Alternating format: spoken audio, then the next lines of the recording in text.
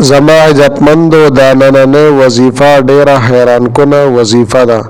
دا د الله جل شانه د یو اسم مبارکه یو وظیفه او عمل دی، لیکن دومره پرتاثیر او دومره طاقتور عمل دی چې ان شاء الله تعالی دستاسو څه قسمه حاجت وي، تمنا وي یا مشکل او پریشانی کې راګیر یې، دستاسو یو کار دی په هغې کې بندش وي، په هغې کې رکاوټ وي، د الله جل شانه په فضل و کرم سره به دستاسو دغه حاجتونه، دغه تمناګانې او دغه جایز خواهشات به الله جل شانه پوره کړي.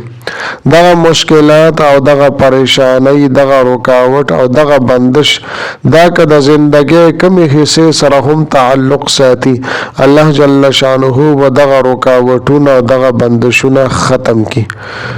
ډیره حیران کن وظیفه ده او ډیر حیران کن برکات دي د دې وظیفې چې کله هم په ژوند کې صدا سے قسم حالات تاسو تراپیخ شي نو صرف یو ځل دا وظیفه لازمی تاسو آزماو کوي. زما عزتمندو هر یو انسان ته په ژوند کې مختلف قسم حالات راتللی شي، کله دا انسان په مشکلاتو کې راګیر شي، کله په پریشانو کې راګیر شي، کله ذهني ټینشن کې او ډیپریشن کې دی راګیر شي، او کله ورته په دې زندګۍ کې یو داسې حاجت راپیښ شي چې دی حیران وي چې اوس زه څه وکړمه. دی د هغې د حل دپاره هر قسمه حربې استعمالی، لیکن څه فایده ورته نه میلاویږي، او دی هر قسمه سعی کوي، هر قسمه کوشش کوي. زما عزتمندو هر قسمه اختیاری تدابیر دا به هم استعماله، لیکن دی کوشش سره او دی تدابیر سره به د الله جل شانه نه دعاګانې هم غواړي، د الله جل شانه نه به سوالونه هم کوي، ځکه چې زما عزتمندو دا د مسلمان شان دی چې په هر حالت کې په هر ځای کې به الله جل شانه طرف ته متوجه کیږي. زما عزتمندو دا نننۍ وظیفه ډیره پرتاثیر وظیفه ده. دا د الله جل شانه د یو خاص نوم وظیفه ده، او بیا دې سره 2 رکعاته نفل کول دي. دا داسې طاقتور عمل دی چې کله هم تاسو ته داسې حالات مخې ته راشي، څه مشکل کې او پریشانی کې راګیر شي، نو صرف یو ځل دا ټرای او ازمایش وکئ. تاسو د الله جل شانو په ذات باندې بروسه وساتئ او پوره توجه سره دا وظیفه تاسو وکئ او دا عمل تاسو وکئ، نو بیا خپل زندګۍ ته ګورئ، تاسو به حیران شئ. تاسو به دومره حیران شئ چې یاره زما د حاجت څنګه پوره شو او د دې مشکل نه زه څنګه ووتم، زما دا مشکل څنګه ختم شو، او زما دا رکاوټونه، زما دا بندشونه او زما دا پریشانۍ څنګه ختم شوي. زما عزتمندو زه تاسو ته دا وظیفه بیانوم، خو د دې نه مخکې که چېرې زما چینل مو لا تر اوسه پورې سبسکرایب کړي نه وي نو دا چینل سبسکرایب کړئ.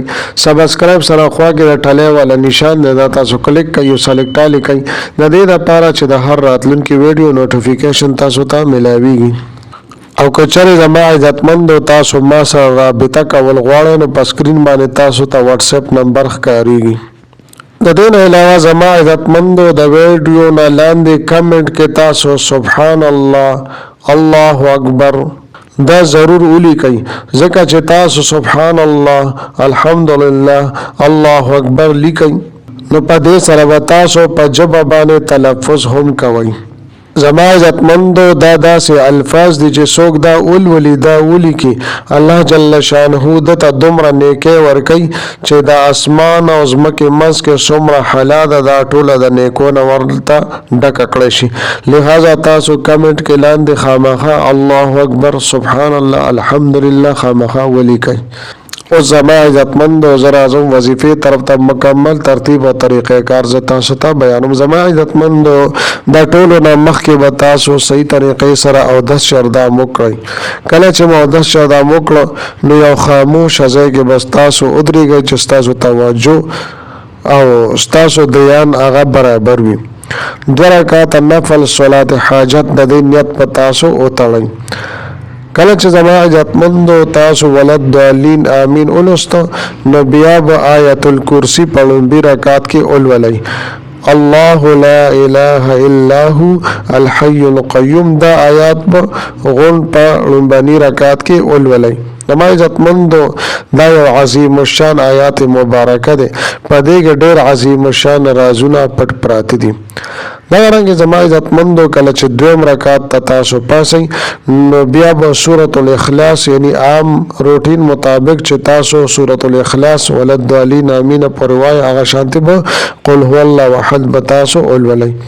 کله چې زما عزتمندو تاسو موز مکمل کو دو رکعات نفل نو و پیره به تاسو درود شریف ولولئ او بیا به یو اوږده ساه به تاسو راکاږئ او په یو ساه باندې به د الله جل شانه دا یو نوم دی یا هادیو یا هادیو یا هادیو نو یو ساه باندې ودا تاسو ولولئ. که درې پیرې ویلې شئ که پنځه پیرې که اووه پیرې یو اوږده ساه به راکاږئ چې څومره ډېر په دې کې ویلې شئ نو دومره به فایده ډېره وي.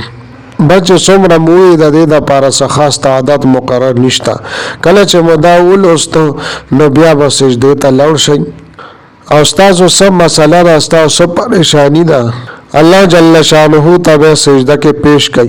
ځکه چې زما عزتمندو د سجدې د حالت الله جل شانه ته ډېر زیات خوښ دی، په دې کې انتهایی عاجزي ده او الله جل شانه ته زیات نزدېکت په سجده کې حاصلیږي. لہذا زما عزتمندو چې د ستاسو په زړه باندې څه تمنا وي، څه خواهش وي، څه مسله تاسو ته راپېښه شوې وي، الله جل شانه ته به پیش کوي په سجده کې او دعاګانې به وغواړئ. ان شاء الله تعالی ضرور به الله جل شانه تاسو مدد کوي. بیا به د سجدې نه سر اوچت کوي او و پیرې به تاسو درود شریف ولولئ او بیا به د دعا دپاره لاس پورته کوي. نو په دعا کې به هم الله جل شانه نه تاسو وغواړئ چې ستاسو څه مسله وي، نو په سجده کې هم او په دعا کې به هم د کریم رب نه وغواړئ.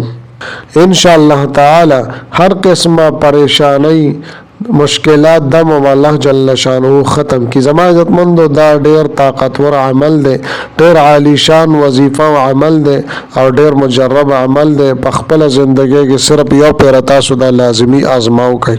کله چې تاسو صرف یو پیر توجه دیان سره تاسو د وظیفه وکړئ نو تاسو ته بیا د دې د برکاتو پته ولګي.